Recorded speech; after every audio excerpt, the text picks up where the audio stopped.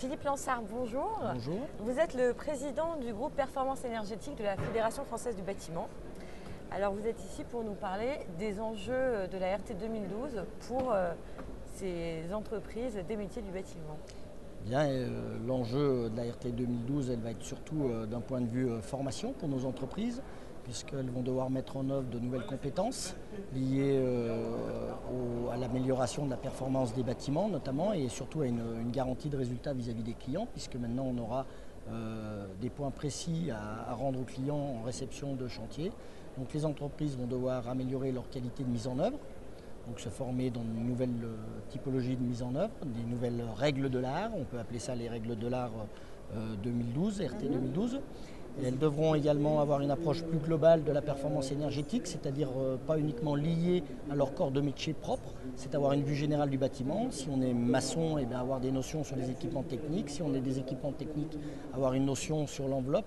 Et pour ça, la Fédération française du bâtiment a développé un programme FIBAT pour former l'ensemble de ces entreprises qui concerne aussi bien la partie encadrement, chef de chantier que l'opérationnel afin d'atteindre les performances que nous serons demandées par la maîtrise d'œuvre et la maîtrise d'ouvrage. Voici les points principaux. En parallèle, et bien sûr, il y a un changement dans les référentiels de nos formations initiales, c'est-à-dire de nos jeunes.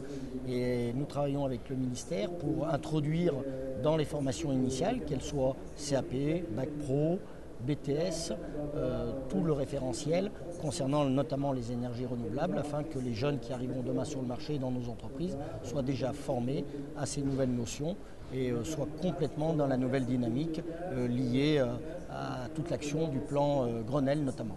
D'accord. Donc l'important, ça va être de créer un meilleur maillage entre les différents métiers et un réseau d'intelligence plus global.